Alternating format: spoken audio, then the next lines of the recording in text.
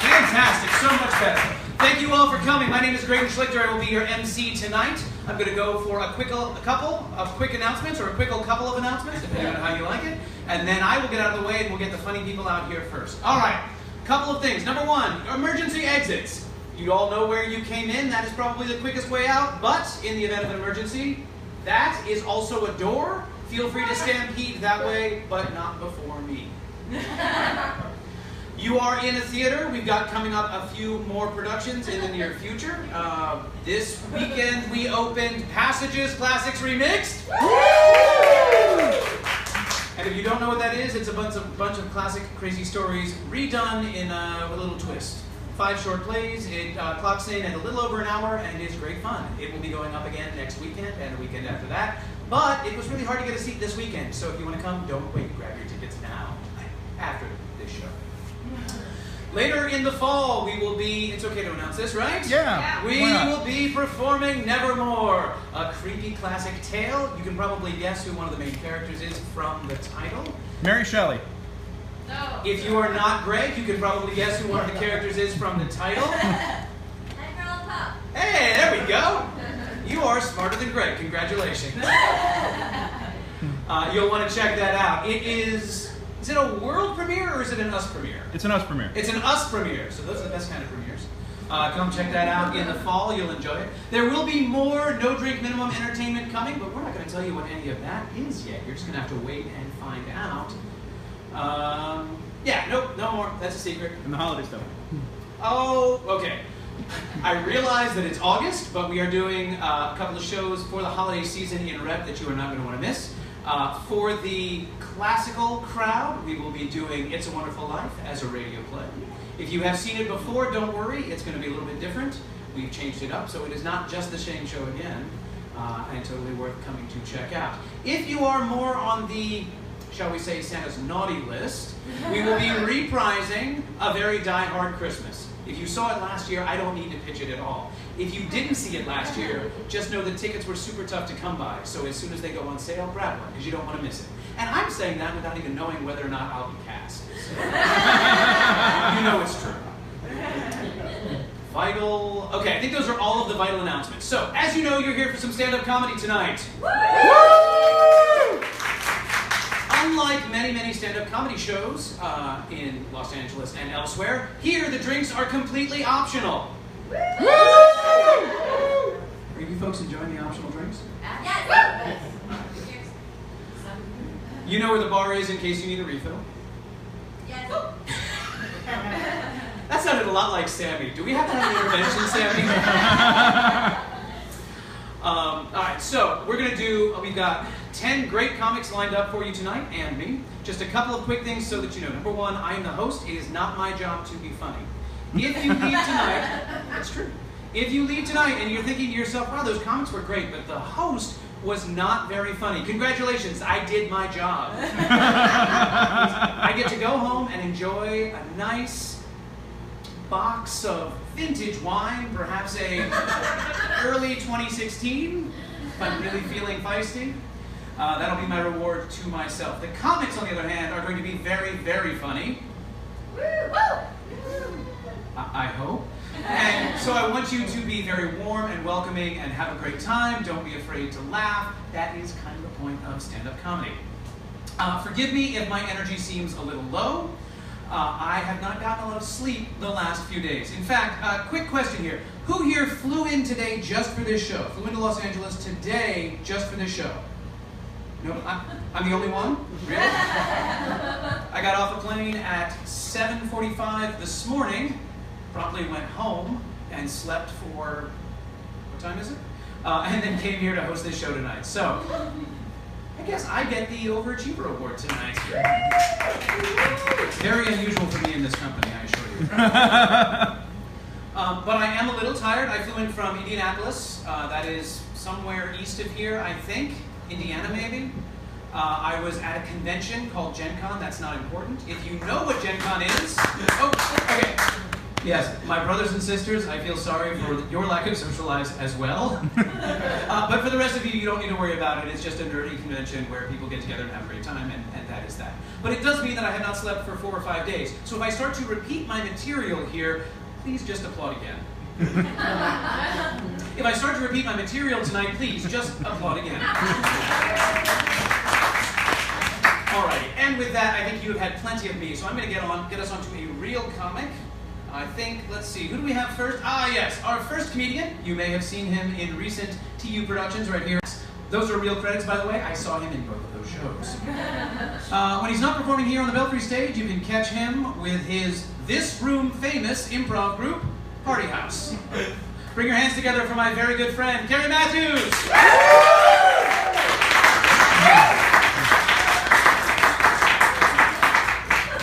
All right. Thanks for coming out, you guys, to our first ever no drink minimum stand-up special. Woo! Thank you guys, thank you. Yeah, no, I think it's great that we're doing a no drink minimum. I do a lot of sets, or have done at like the Comedy Store. They have a 2 drink minimum. And I don't know, I just think it sucks that they force people to drink. So I think it's great we're doing it. It makes me think about like comedy clubs elsewhere, like especially Utah. Because the Mormons, they have strict rules against like drinking and just having any kind of fun in general. So, I imagine like if they do have stand-up comedy clubs, they probably wouldn't have a 2 drink minimum, so they have like a 2 wife minimum. Polygamy, what? Yeah. Speaking about having sex with multiple people, pornography. Do you guys ever wonder if porn actors go out on regular acting auditions and feel weird when they're asked if they're comfortable with doing no nudity? Yeah, there's actually a right answer to that, and it is, no, I don't feel comfortable. I came to Hollywood to show off my big, meaty talents right here, right there. But, you gotta do what you gotta do to make a living. Actually, I've been having a pretty good year. I had 2 films that just got released, pun intended. First one, The Secret Life of Furries. Yeah, it's a cartoon porn, and it is gross. It's just disgusting. The other one is Suicide Squat. Yeah, I play the poker. So, switching gears, I've got a niece, Shaylin. She's 6. She's just adorable. I love her. She's just the best. I was watching her over like last Easter, and I was in the other room, and she calls out to me, and she's like, "Uncle Carey, I'm having an existential crisis." I was like, "What?" And then I went into the room, and she's coloring Easter eggs, and one of them broke. She's having an eggs and stencil crisis. Yeah, so I was like, all right, I'll get some paper towels. And she's like, "Oh, and Uncle Carey, why is life so meaningless?"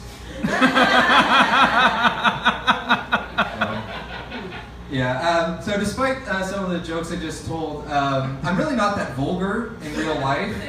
I don't like swear that much. I'm kind of old-fashioned that way, and I know times have changed, like in pop culture and specifically like with music. But I don't know. Like, I don't remember the Temptations singing "What and make me feel this way, my bitch, my bitch, my bitch." Talking about my bitch, that hoe. That doesn't sound right to me, but what do I know? I don't know. I do like music. I like singing. I get songs stuck in my head, as many of us do. And if I know the song, I'll sing the song. But sometimes I don't know the whole song. Like, you remember those Best of the 80s compilation CDs? You guys remember those? Mm-hmm. The commercials were like, "Hey, you remember this song?" And they play like parts of a whole bunch of songs. Well, I was born in 1985, so a lot of those songs I never actually heard, but I heard the commercials so much that, like, if it gets stuck in my head, I can't sing the whole song. I have to sing like the medley of snippets. So sometimes I'm all like, hey now, don't dream it's over. Hey now, don't come between us. Sharif don't like it. Rock the Casbah, I come from the land down under. Come on, Eileen, oh I swear my heart. You mean everything. It's a nice day for a white wedding. She blinded me with science. She blinded me with science. You're too shy, hush, hush. I know why you're too shout. Let it all out, don't turn around. To call souls in town. Tainted love. Tainted love. Whoopee good. To me, that's one song. So. So yeah, I'll just finish with this. I've been seeing a shrink recently. Yeah, no, not a therapist. That's just what I call really short women. Yeah, and it's not because they look young. You know, I'm not into like the barely legals like some guys are. You know, I'm into the like barely legal midgets. All right, that's been my time. Thank you very much.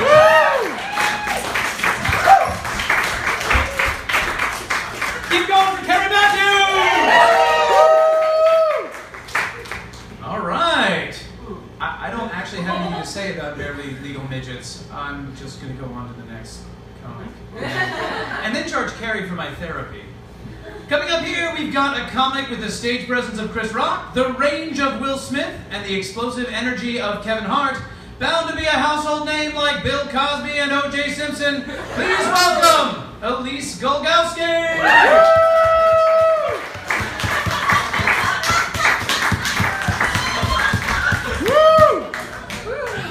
Hey guys! Sorry, I switched spots with Mike, so I took his intro, but yeah, I thought that would be fine. So yeah, no drink minimum! Woo! Story of my life. Yeah, I actually already had like 4 beers backstage, and Graydon offered me a glass of his finest card Bordeaux, but I told him, no, bro, I'm driving tonight. So. Yeah, I was talking to one of my friends, and he was saying, like, wouldn't it be great to get to a point in your comedy career where you can walk into any club and they'll put you on stage? Honestly, I just want to get to a point where I can walk into a comedy club and no one thinks I'm someone's girlfriend. Yeah, I'm just as single and miserable as you people.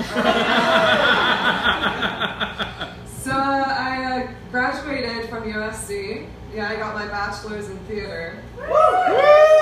Yeah, I went to one of the most expensive schools for one of the most worthless degrees. Now I'm in so much debt that if somebody were to mug me, they'd owe me money. Some of my friends were like, oh, the Nigerian prince emailed me the other day asking about like millions of dollars and shit. I was like, oh fuck, forward me that, you know? He still hasn't responded to my emails, but whatever. Sorry, 1 second. I went to see a psychic the other day. And that's how I kind of found out that my life is taking a turn for the worst. I mean, she had nothing but nice things to say, but the fact that I felt the need to see a psychic in the first place was kind of a red flag for me. Another big thing, she forgot her tarot cards. So, yeah, I guess the cards forgot to tell her to check her purse before she left the house. But, so she ended up purchasing these tarot cards in the gift shop that were travel size, you know, because they're less expensive. So already that tells me like no one really goes to see her too much. So she tells me to shuffle the cards, and they're really small because, you know, I'm not Donald Trump, like, I have big hands. But anyway, so she asked me, what would you like to ask the cards? And I said, well, I'm going to a friend's wedding coming up, and my ex is going to be there. Let's talk about that. So she flipped over a card, and she's like, oh yes, your ex is definitely going to be there. I'm like, no fucking shit, I just told you. But she was trying to recover. She's like, but a new guy's going to be there. He's going to be tall, dark, and handsome, brown eyes, thick brown hair. He's going to be at this wedding? Oh yes, you'll meet him at the wedding. It's a Norwegian wedding. Everyone there is going to look like Hitler's dream child. So I have a feeling I'm going to be hooking up with someone on the waitstaff. Which I'm kind of excited about. No, but I like to stay ahead of the game, which is why I decided to plan out my funeral. Yeah, and I think I think I want my friends to be the ones to, lower me into the grave, just so they can let me down one last time. They'll all flake. I'll just be texting them from beyond the grave, like, hey guys, where you at? I'm in the box already. I recently got some headshots taken. Thank you. It's not because I'm an actor though, it's just in case I go missing. I mean, why do you think girls take so many selfies? We gotta keep that shit current, alright? No, we don't all have Liam Neeson for a dad. Okay. My dad's an environmentalist, so if I ever went missing, he'd count that as a win for the planet. We saw San Andreas together when it came out. He was the only one rooting for the earthquake. No, but I am from Orlando, Florida, so back in June we kind of had a rough weekend. So I called my parents just to see how everything's doing, and my mom answers the phone, and the first thing she says is, Elise, I gotta go, your sister's on the other line. So I was like, thanks, Mom, now I know who's getting the house when you're dead. No, but I knew they'd be okay, because, my parents are old, they're in bed by like 11, my sister's in New York, and my brother, he would never step foot in a gay club, he's way too cheap. But that's kind of dark, don't want to bum the mood out, so I'm going to move on to the Holocaust, if that's okay with you. No, I actually can't watch Holocaust documentaries anymore, because I just get way too jealous of their thigh gaps. Yeah. I did try to lose weight the old-fashioned way. I ate a tapeworm. The poor thing died from alcohol poisoning.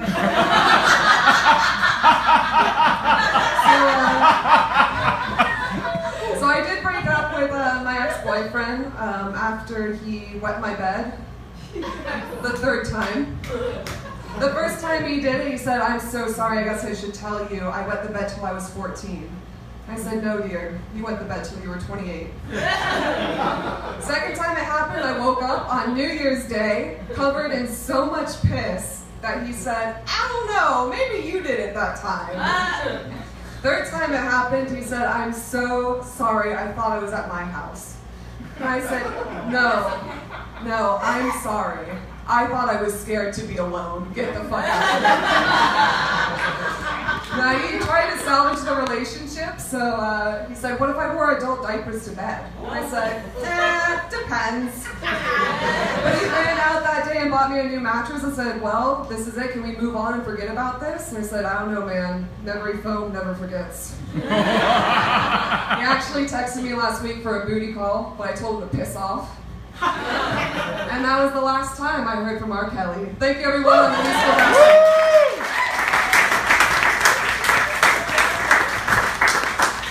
One more time for Elise Golgowski! All right, we're just going to keep rolling. You guys are enjoying the comics, so I'm going to keep them coming out for you. All right, coming next to the stage is an extremely talented actor-director that I have had the pleasure of knowing since 2012. When we did a little show together. Strangely, we haven't worked together since. Is it me? Did I do something wrong? Yes. You heckle the comics, sir, not the host. But this is not the time for my emotional trauma for this bloated egomaniac coming to the stage. I guess applaud if you want to for Jakob Smite.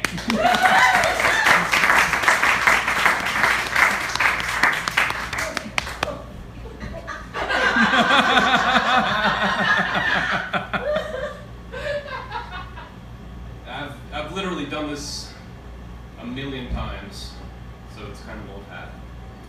Here it goes. Okay, first off, I'm going to tell you guys one little secret. Graydon Schlichter over there lied to me. He told me this was a sad storytelling competition.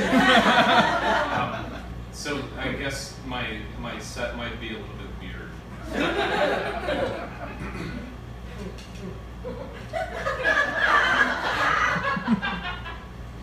When I was 13, I watched my uncle murder my cat. Damn it, Graydon, This is really frustrating. Okay, so this is him lying to me is on top of me being unemployed right now, which is fucking awesome. I get paychecks to not do anything but swim. I'm not even a strong swimmer, but I do swim daily, as you can tell by my amazing tan. This is the millionth time I've done this, and it keeps getting easier. Graydon. Okay, so I'm not going to tell the sad stories anymore. I'm going to tell the good. So, being unemployed, I start thinking about what should I do for a job, because they tell you like you have this much money or this much time, whichever you run out first, because they can't sync them up. So I'm like, I'm going to be a doctor. Right? So I'm 38. I'm kind of like looking for jobs, and I tell them that I'm applying for all these great jobs in the medical business. No bites really yet, but they're coming. And I was wondering, being a future doctor, like I wonder how they decide, or like when they decide like what they're going to be the doctor of, because it's like in a big room, and then one guy's like, I'm going to be like a doctor of foot. I'm going to fix feet. And then the other guy's like, yeah, fuck, it stinks, man, sticky feet. And there's, yeah, well, it's my passion. And then the other guy's like, I'm going to do like all the different guts, because that, you get probably paid more. And so I'm going to make all that sweet cash working on guts. And then the one guy is like, I'm going brain then, because the brain is like the top thing you can be the doctor of. And the last and final guy is like, hey, I'm gonna, I don't know, pussy. I'm just gonna work on pussies. And it's like, who picks, like, oh, sorry. But that's a weird choice, right?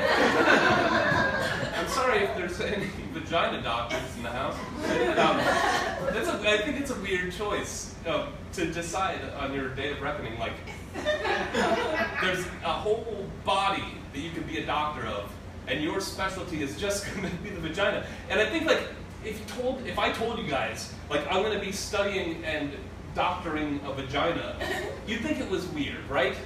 No, okay, it's me. It's just me. When I do work, I work generally in special education, which I love.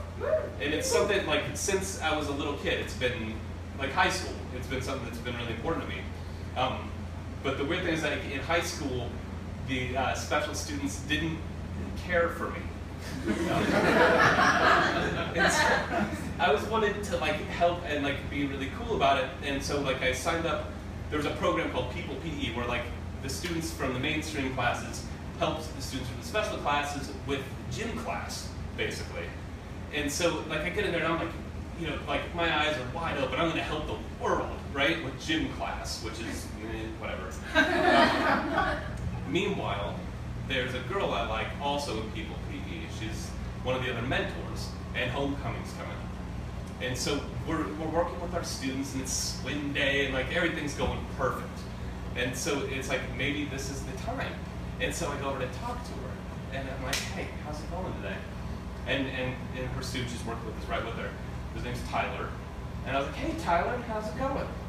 And I'm like, put her there, And so Tyler grabs my hand, and so I start talking to the girl again, and then I look, and Tyler's got this fucking look in his eye, and it looks like he wants to kill me. And so we're shaking hands, and he keeps squeezing harder and harder, and he gets this gleam in his eye, and it's because because he hates me. Because they all do. And so he's squeezing the shit out of my hand, and like at first I'm like, this is funny, but I'm not gonna do anything. But then like my pinky like moves out of socket, and he's still going for it. And I was like, okay, I gotta do something. I gotta get out of this, right? And so I just squeeze back a little bit, like, I'm here, man. You can let go. And he's like, no, fuck you. And he squeezes harder, and his face gets so angry, and he's sweating. And like my hand, it feels like it's gonna break, and so it's like, I gotta get out of this. And so I squeeze it as hard as I can. And I'm like, yeah, motherfucker, I'm squeezing you out, bitch! And then, so then the girl looks at me and looks at him. She's like, I don't know that this is the guy that I want to go to homecoming with. It's overpowering this Down syndrome student that I'm teaching gym class. So I didn't go to homecoming that year, and that's the saddest possible story I can think of. I don't know why. So many laughs. You guys have fun with these other sad stories.